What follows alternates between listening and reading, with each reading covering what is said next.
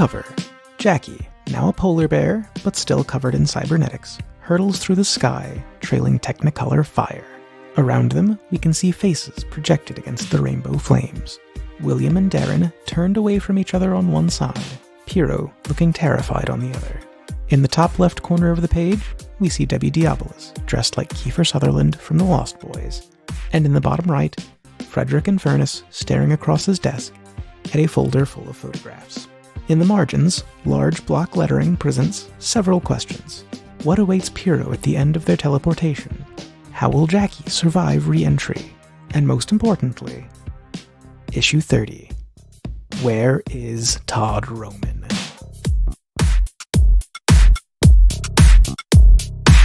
And we are back with issue 30. We're past our 20s. We're not going to be as wild and crazy. No more destroying warehouses. Yeah, about that. Never going to happen again. Didn't we literally just get another building destroyed? Yes. So we're past that phase now. Yeah, that was the last big hurrah. We are now adults. We put our childish warehouse destroying ways behind us. Now we're moving on to destroying things like stadiums and hospitals. Hospitals? There is a hospital across. They're abandoned, buddy. They're abandoned. Everything's abandoned. There was a fully functional hospital across from that warehouse that you knocked down. If you will recall, the Toddleton Memorial Hospital. Yes, I do recall that now. Which is why maybe Jackie was trying to be less destructive. Yes, that was probably a factor in it. So Good job, Jackie. So here's where Thank you, William. Maybe some other people could also be less destructive. So here's where I want to bring us in. We open on Darren and William on the roof of a building overlooking this very recently destroyed warehouse. It has since been kind of cordoned off by emergency workers and police. The sun is starting to come up because this all happened at midnight. And I do want, because we didn't do this earlier, I would like, William, roll your legacy move. Oh, we're getting back to this. Oh yeah, that'd be a good thing to do. Seems timely, I guess. So first off, you've got some questions to ask. Yeah, sorry. Do want. So, questions for the players, not the characters, but the players. Have I been upholding the traditions of my legacy? How long is this? What is this? This is just since the last time, so this is the recent stuff. Okay. Yes, I think you have. You've become more distant, it feels like, and more involved with your family. And less, you're less likely to want to help, but we can bully you out of that. But I still think that the fact that you are like, I don't know if I can do this, I don't know if I want to do this, that's definitely more your legacy. You're definitely towing the line more for your family. Okay. I would say we can focus on your caution, which sets you apart from many members of this team. Heaven forbid. So seems like a yes on that one. Sure. Okay. Yeah. What's your next one? Have I maintained the image of my legacy? Yes. Yes. I think so. Have I made the other members of my legacy proud? I would say yes. You're now working actively alongside them. They see you as a member. Yes, I agree. I also think you made up with Eric. Yeah. So, yeah, I would agree. Okay. So I think with That is incredible. this is the best you've ever done on this. Right? Oh! Wow. Ooh. Nailed it. Didn't even Nice. need our help. Nailed it. Nice. So go ahead and tell us that total, because... That is an 11. On a hit, 3, one of them right? offers you meaningful encouragement, an opportunity, or an advantage. as you're standing here watching this, we'll get to this in just a second, but what is that scene with Darren and William overlooking this kind of like scene of destruction right across from the Toddleton Memorial Hospital? Look at what you did. What? What? Is that a joke? Yeah. Do you know what jokes are now? I saw it in a Chris Farley movie. Are you have to know which trying one. to share a moment of vulnerability? Is that what this is? I'm trying to... I don't feel like this is an appropriate time to joke. Oh, dang. Are you using your influence to inflict a condition, William? Yes! Screw you! I am! Okay, so William has now kind of turned your sort of earlier chiding back on you. So William does lose influence over you. Okay. And what condition do you want to mark? I'm going to mark insecure. Good choice. Darren and William aren't getting along so well anymore. No. And I think in that kind of like awkward like You get along with anyone in this game? Yeah. I get along with Piero just fine. Yeah. We're best friends. We roomed together. And me Yeah. and the Baroness are getting along much better. I think lately. we're on an upswing right Yeah, now. absolutely. You're the problem one here. So You get along best with the animal and the person who does not talk back to you. That's correct. What does that say about your character? He's super charming. Well, I think that awkward moment is the best possible time for William's phone to go off. Perfect. You are getting a call. I walk away on the rooftop a little distance and then answer the phone. It's your dad. Hey, Dad. I went to come collect you from your room. You're not there. I don't really care where you are, but I need to see you. Yeah, okay. I'll be back soonish. Within... Well, how soon is soon? Sooner the better. I'll fly right over then. Thank you. And he closes the phone. This is actually the first time I think your dad has thanked you for anything. So that's a good weird. point. Yeah, okay. Does that affect your labels? You know what? It would You know if my what? dad had influence over me, but he Oh, doesn't. He doesn't. That's right. I burned that. That's Oh, right. that's good. Forgot That's about that. good. So I want to cut to outer space for just a minute. Haven't you always wanted to say that? Jackie, you were in orbit with the Yes. playwright, and then you decided that you didn't want to be in orbit with the playwright anymore, which was, to be fair, good decision. Yeah. And you decided to re-enter the old-fashioned way. Yes. By going straight through the atmosphere. Yes, that's how I do things now. And I know we kind of went over this at the end of last issue, but just as a refresher, some changes have occurred. Yes. So, after regenerating in the middle of space, I have changed my physical appearance and gender identity / presentation. So, instead of the black bear that I've normally been, I'm now a polar bear after encounters with the sub-zero temperatures of outer space. And I've also decided that after staring into the abyss for a moment, I've realized the absurdity of gender labels, and now identify as non-binary. Fantastic. I think you also grew rockets. Oh, yeah. Yeah, I mean, That's a good one. physical changes, those come and go with me. Yeah. So we see this rocketed polar bear, Yes. cybernetic polar bear, hit the atmosphere hard. Flames just kind of spring up all around you. Your alarms are just screaming. They are going off real hard. And we see a few panels of you falling through the atmosphere, and we can see Apex City in the distance over the horizon, and you're kind of making an arc towards it. And as you approach, we see a object in the air. It's kind of long. It's kind of shaped like a bean pod. It bears a lot of reminiscence to a certain spaceship that a certain Darren has seen pretty recently. And you hit it hard. You rip straight through that outer hull. The panel we get is an explosion. Okay. And then we come in behind you through that hole in this ship, and you find yourself in a very strange place. All the interiors look to have been grown rather than built. There's a lot of fire, not gonna lie. Lots of things are on fire right now. And you can smell, rather than hear, something kind of that is registering to your senses as maybe like sort of an alarm.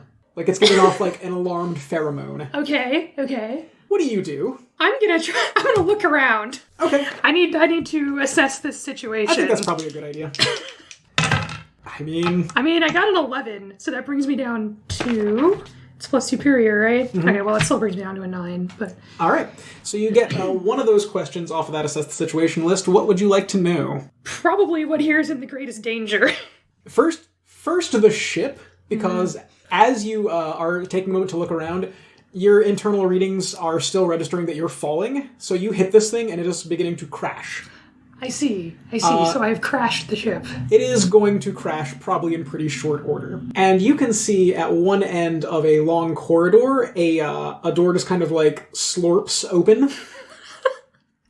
Okay, the page definitely says the word slurp. It does. It as goes opens. slurp as it opens. Okay. And you see three kind of strange alien-looking figures at the end of it that are reacting to whatever just hit their ship. One of them is tall and green with kind of like droopy, like tendrily kind of hair growths. Okay. Kind of similar to Darren's. They do have 6 eyes and 4 arms. They're kind of tall and spindly. There's another tall and spindly one, but this one is more purplish and more flowering, kind of like vine buds all over. Okay. And then there's a third one that's kind of out front, and it's sort of short, it's squat, it's smooth, woody, kind of like dark brown, like almost like mahogany textures.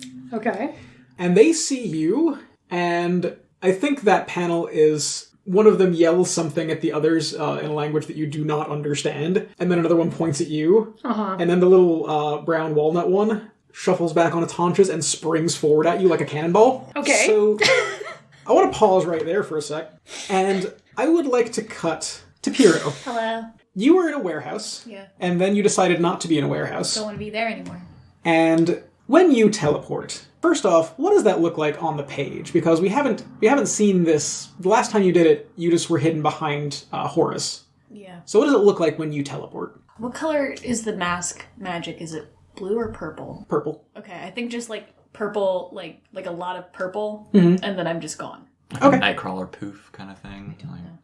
So kind of like a no, that's fine. Just a lot of That was purple a and then you're bam. gone. That's good. That works. We cut to the interior of a very strange looking room. It's divided up into two sections with a heavy glass barrier between the two. And in one side, we see a heavy looking chair that is like bolted to the floor, swivelable. And in that chair is strapped Todd Roman. And he is definitely unconscious. There is an IV drip like in his arm, so they're probably pumping something in there to keep him unconscious. He's got bandages just wrapped all around his chest. And you can see like some weird like kind of lump under there. And on the other side of that glass, that heavy like glass barrier, we can see three technicians in like full body white hazmat suits taking readings. And we see this purple outline appear in front of Todd Roman's chair, and they all just kind of like stop what they were doing.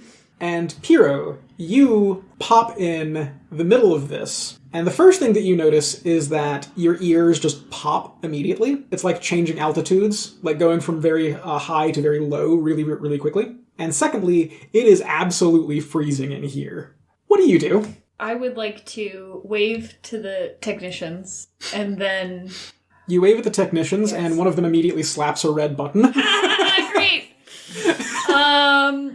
I'm going to panic. Good choice. I pick this move here.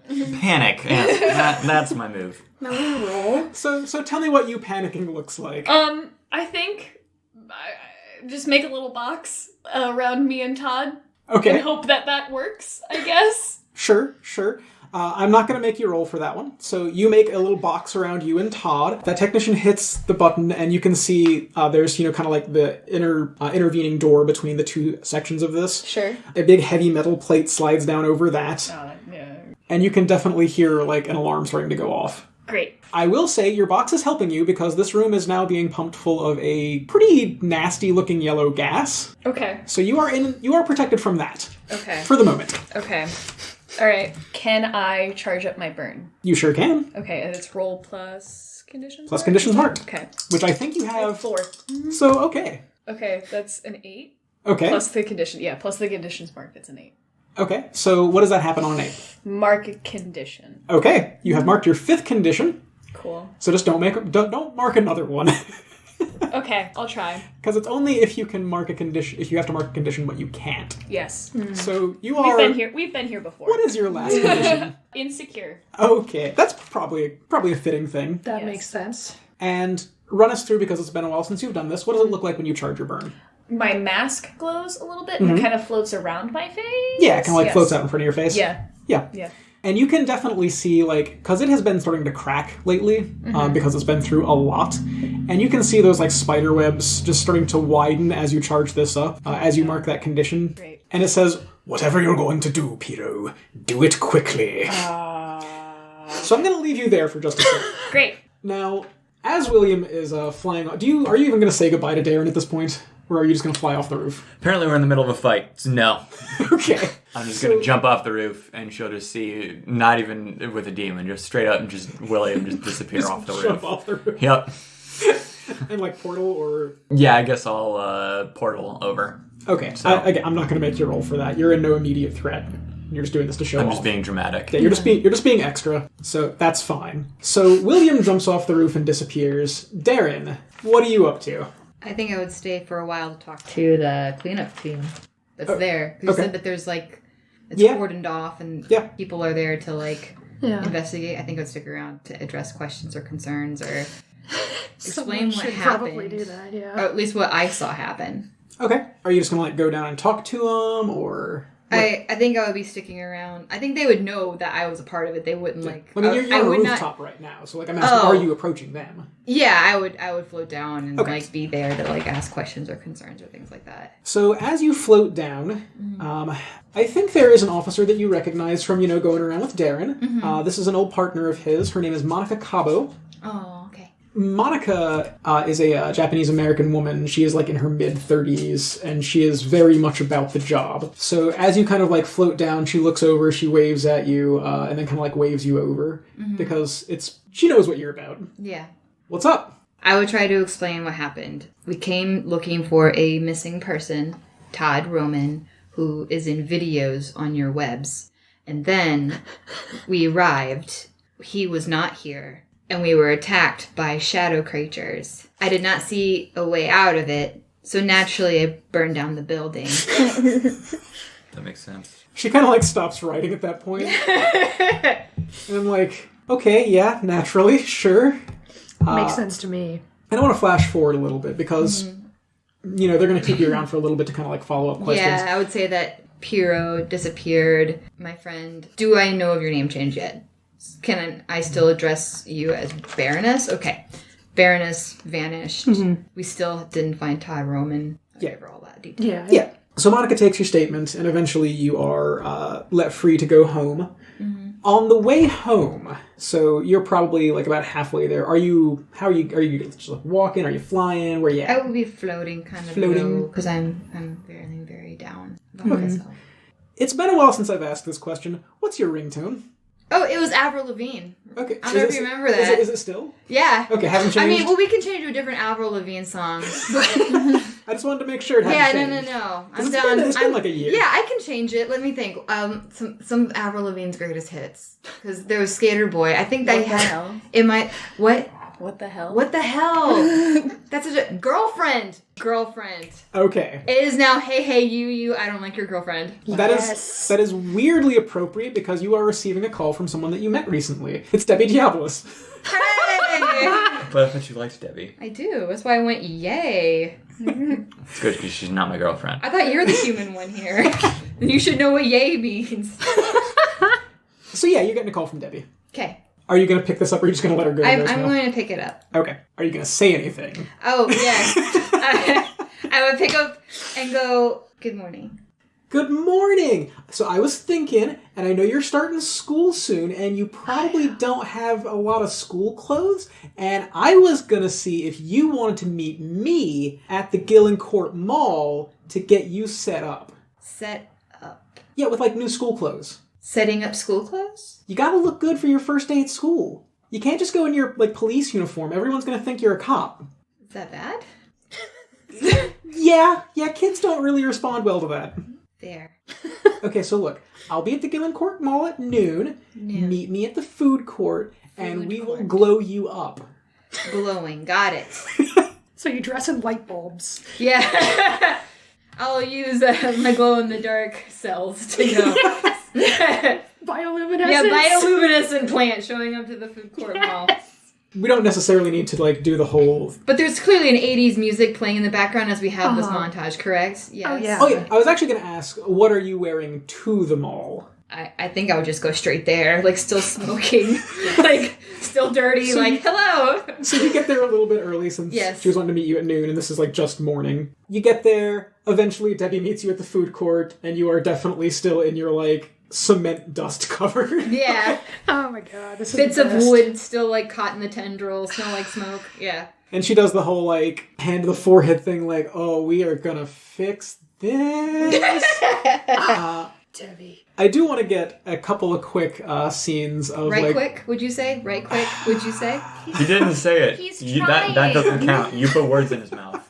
It doesn't count. Okay, right quick, we have to establish the rules on this. Thank you, Caitlin.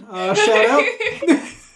Everybody listen to St. Fleur Pod. All right, so a couple of quick montages of things that that Darren would have picked out for herself. So what kind of things would you have picked out? Hats. Just hats. Yes, hats. Only hats. Yes, hats. Okay. Baseball caps. Debbie has a very particular aesthetic, which is like goth boyfriend. So like suits with like vests. Yes. MCR did a photo shoot as the baseball dudes from that one vampire movie, so I think that would fit into Debbie's aesthetic there. Which vampire movie? I don't know. Like- Lost Boys? Is it Lost Boys? I think so. Oh, okay. I've never That's seen what it. I- I'm sorry. Okay. The only good vampire Yeah. movie. Excuse me. You're correct. We can agree to disagree. But Interview with the Vampires, low-key, great movie. Francis Ford Coppola's Dracula. Get out. Bram of my Stoker's Dracula. house. Gary Oldman. He's so good. He's so bad, and I was He's so good. Keanu Reeves, who's precious, Keanu Reeves is the worst. could not act himself out of a paper Look, bag. in half that the movie. cast is great, half the cast is terrible. That's what makes it a good movie. Moving on.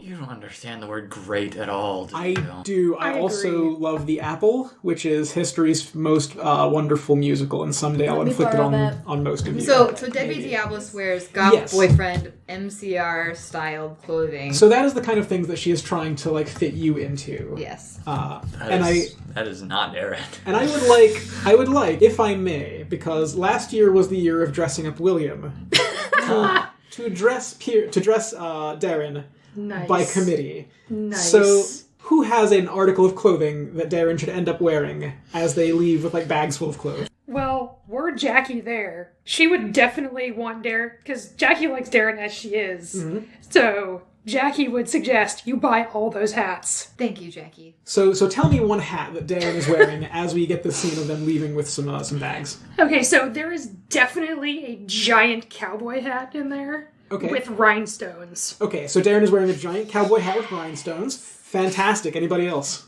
They went to Hot Topic, yes. Sure. Of course. If you don't, I gotta if think. you don't pick fishnets, like I'm gonna be so disappointed. Wow. I'm Okay, actually so- feeling Michael Jackson gloves, like one shiny glove. Yeah, one glove. One on the shiny hand. glove. Yeah, absolutely. Debbie did say this was a glow up. So far we've got rhinestones and like shiny sequin gloves. Okay, Yeah. we have a theme going. So I do think fishnets. I think think fishnets? fishnets are beautiful. Thank you. I think, however, instead of black fishnets, they're going to be like bright, hurts you to look at yellow. Yes. Which clashes with the pink skin. Yes. Oh, that's perfect. That's good. That's real good. I look like a starburst. I'm so excited. Also, suspenders are in there somewhere. Oh, I like suspenders. Okay, all right, Darren. I'm going to give you one choice in this outfit. What else you want to add in there? It's already so great. Anything you want. This is the best. What would really pull it all together? We actually don't know what the top or bottom of this outfit is. No. It's true, we don't. It's all accessories. All accessories. I mean, to be That's the way it fair, should don't be. you normally just wear like flowers anyway as like your main covering? So you only really need. I mean, it could just all be Accessories. accessories. But either way, this is your choice. I think I would be topping it with a scarf. I was going to Okay. say scarf. Wait, I Alright. have a question. Scarf. Yes. Does Debbie get a choice? Yeah, Does Debbie. get a committee vote here? Oh. Is she just going to be appalled? Because that's also acceptable. I think Debbie wants you to find your own fashion, and if this is it, she's supportive. All of the fashion is my Every fashion. Every fashion. Yeah, I'm wearing a big heavy scarf because it can be cold outside. Because it is January. It is January. Actually, sorry. Yes, it It is January. As you are leaving, you're, stopping by the food court to maybe get some... So hard to miss. get Yes. yourself a nosh. Yes. And as you do in municipal malls, there's lots of people milling about. This being January, kind of coming into the let's start thinking about buying Valentine's gifts kind of season.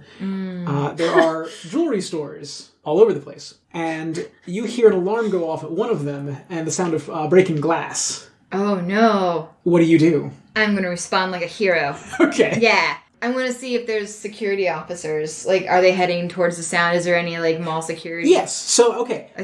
There are two mall cops who Okay. are responding, and what you see bound out of this little mall jewelry store is... Please say bulletproof. No. Dang it. No. But give me a second. Okay. This is a guy in bright red spandex with black dots all over, and it's kind of like a metallic back covering thing, and big silver boxing gloves, and he bounds out and clocks one of the mall guards right under the chin and just knocks him out, and we get the panel under him that says punch buggy. Wow. I'm leaving this game right now. Wow. So I would like, from that very dramatic scene, the reveal of Punch Buggy. God damn it, Jeremy. God damn it, Jeremy. To move over to William. Oh, lordy. I better not be at the ball. No. You are going to meet your dad. Yeah. So I'm assuming you actually are meeting your dad. Correct. Okay. Several hours beforehand. So your dad's in his study when you get home, and he is looking over a bunch of stills that look like they were taken from security cameras. And he kind of motions you over behind his desk. Son, we have a problem. Okay. And he just kind of like slides those over. And what I'm going to guess it's the warehouse, isn't it? Actually, no. No, okay. No. Last night, we were hit, and what you see is a pretty secure-looking facility. You can see your family crest on one of the walls, just like as a decoration. That's how we do. Right? We decorate with our name. Right? And you can see in some of these stills a kind of blurry form in a charcoal gray, like sort of like singlet sort of thing with a big fur ruff, mask, spiky hair back. And you can see some unconscious guards. And then you have a different angle on these security cameras where you can see this person in a vault. There's a lot of different things on shelves. Some of them look like, pieces of technology. Some of them look like sort of like arcane implements. But they take one small case that you actually recognize from way, way back when your dad was taking you to a meeting. It's a small steel box. So they got a void chime. Uh-huh. And the last still image... I'm not really against this, to be honest. Well, the last still image is this person walking through a flaming portal that looks very similar to yours. Oh. So your dad just kind of looks at you for a sec. Well, that certainly looks suspicious, doesn't it? And he just sort of nods at you. Okay. Any idea who that could be? I was hoping that you might have some ideas. Okay. Well, it's not me. I believe you. That's good, because I don't really fit that figure. Have you seen that outfit? Fur? Come on, Dad. You know me better. Also, why are you asking me then? You should know more who has... Does anyone else have a similar contract to us? Not that I know of, which is why I'm asking you. Because you're the one that runs around with people that you might let things slip to. Like I told you, we keep this secret so that other people can't emulate us. So who have you told about our contract? I can't think of how that would get around. Some of my best friends have some idea, but none of them will be robbing a place. Especially not one of our facilities. I can ask around carefully, but, let's be honest, Dad. Do you know of any other magic groups in the city that would be able to pull off something like this? It seems to be actual magic, not just fakery. Yes, this is very much legitimate. I've been to the site, and I can confirm. Could you trace the portal? I cannot, and that is troubling to me. Because that implies it's not quite like it's definitely not our family magic then. Correct. Okay. So, here's what I want you to do. I'm going to pursue this from my end, but on the off chance that it's one of your group, I would like you to interrogate them. Right. And he kind of puts his hands up to his temples, and again, we get that image where we can tell that he is aging very quickly at this point. We need to find it, and we need to find it soon. Okay. Do you have leads on the other chimes? On the one we're missing? It's been difficult to track down, but I think I'm close. Was there only one chime in the box that was taken? Yes. We only keep them one at a time, and we keep them in separate locations. So we still have 3? Yes. Okay. And he kind of slides those pictures back in. Can you send those to me? He just gives them to you. Thank you. And he kind of looks at you. Don't let me keep you waiting. Okay. I walk out. As you do, Eric is waiting outside the office. Did you hear any of that? And he nods at you. He puts his finger up to his lips. And he starts walking down the hallway. Okay. Let's get over into space right quick. Yeah. So, you just had a... this is kind of a rolling engagement is what this is. Okay. So, you had a small woodman launch himself at you like a cannonball, which I Yes. think took you off guard. Yes. This engagement has been going for a minute now, and you can tell your altimeter, your internal altimeter tells you you're very close to the ground now. You've got a few moments before you hit, and you are tangled up in some vines. You can still kind of move through these. You've definitely got, a wood guy hanging onto your back. What has Jackie been up to in this fight? I feel like there has been a lot of me trying not to cause collateral damage to the ship and kind of sometimes failing. Okay. I feel like there's a lot of that going on. I feel like I'm trying not to hurt these people. Okay. I'm trying to defend myself. Are you saying anything in English? I'm going through every language in my data bank, just trying to, communicate with them. So, they haven't been very responsive, whether because they don't understand what you're saying or because they're just, like that. They don't care, yeah. Yeah. You're probably 45 seconds from crash, and I see. your phone goes off. So you're kind of in a tangle of aliens, you're all kind of rolling and, fighting, and your internal screen pops up with a number that you recognize as belonging to a burner phone that Crackshot has. Okay. So Crackshot is trying to call you in the middle of this fight. Okay. What do you do? I answer it. Sure. So on the other end of the line you hear, "Oh, hey, Jackie, it's me. And you can obviously hear it. He's like, "Is this a bad time?" Sort of. What's wrong? "Oh, well, I hate to bother you, but, long story short, Motorhead got busted. I had a hankering for Thai food, and we parked him illegally. He got towed, and he's booted now. So I was wondering..."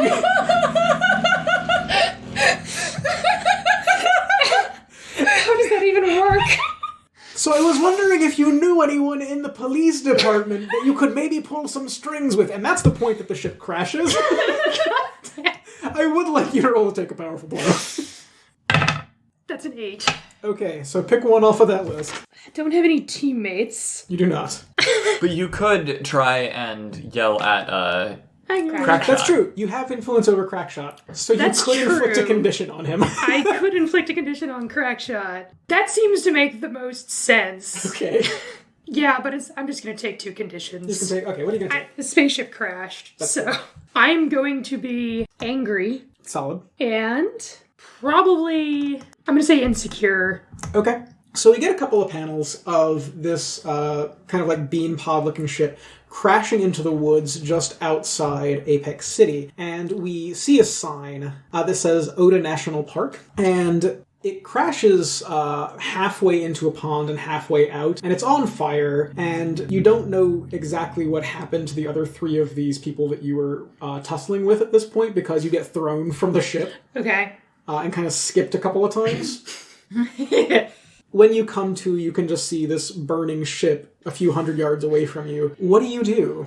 I think I'm just going to stare at it for a second. Okay. This has been a very eventful, 10 minutes. It really has. I think I'm just going, I'm just going to slowly, pick up my watch and try to call Kobe. Okay. I like that as a scene to leave you on. I like picturing you face down in the dirt, Yes! punching beep what? Beep, beep, beep. Dear God, beep. Piero, how you doing? I have some questions for you. I have some answers. So tell me about infinite powers. It Okay. says I can use an ability from any playbook once. Yeah. That's really all the information I have. That's all the information there is. So I was hoping that I could take an additional burn from the Nova's playbook. Oh no, it's not move. Move? It's abilities. Abilities? So look at the Nova on the that's front so page where it says powerful. abilities. So Now I have for to think of instance, everything all over again. Basically, you can do anything you want once. yeah. So for instance, on the Nova's abilities, telekinesis and telepathy, biokinesis, elemental control, gravity manipulation, cosmic energies. You can manifest an ability. What are you thinking of? I want to scare him. So Okay. I wanted to use my burn to try to scare them. Okay, but- so you're just trying to scare the technicians? Yeah. Again, that's a thing you could do. Mm-hmm. And just tell me how you're doing it. So I was thinking, just really, pull out all the stops, be a real performer for a hot second. Badass. So I think what I want to do is move my body kind of weird, kind of mannequin-y, and just kind of talk through the mask so I get that kind of, scary voice. Sure. And I'm gonna be like, how dare you anger me? Let me leave and I shall spare you all. Okay. I would like you to provoke someone I love that. susceptible to your words. And I think in this moment they are kind of like off balance, so they are still kind of... I think that'll work. Okay. So go ahead and roll plus superior. Okay, but it's -2 Because you have all your conditions marked. Oh no, and it's another -2. Okay, it's okay. Everything's fine. It's a 4. Okay. Good. So mark potential. Everybody. Here we go. They very much see through your empty threat. Oh no. And you can kind of see them at this point starting to take notes again, because they see this, gas filling this room, but leaving this box space around you and Todd Roman. And you can see them sort of like talking amongst each other and like very clinically taking notes. And you can't hear what they're saying. It's very muffled beyond the gas and like the alarm. And but one of them makes a few adjustments on the dial. And when you got in here, you felt like your ears pop, like the pressure changed. Sure. And you feel it start to change again. It is getting very dense, very heavy in here. So what I'm going to need you to do is roll to take a powerful blow. This is a hard move. 9. It's +5.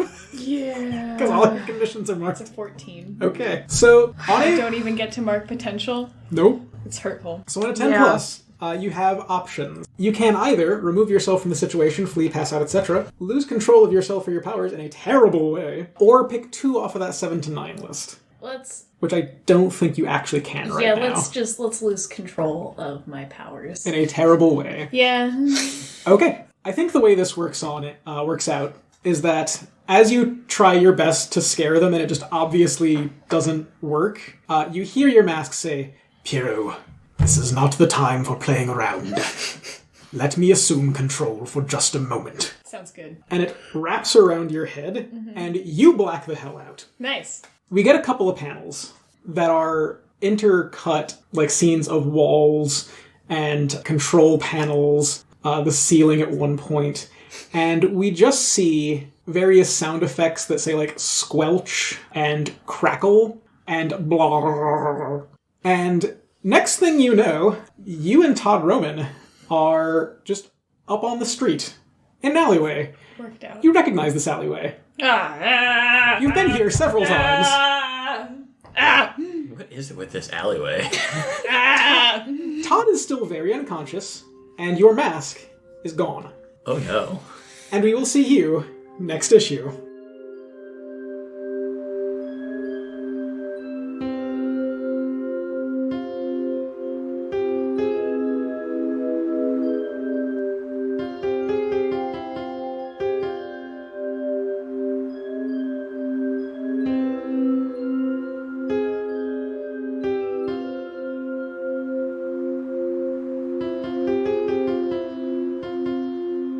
Masks: A New Generation is written for Magpie Games by Brendan Conway.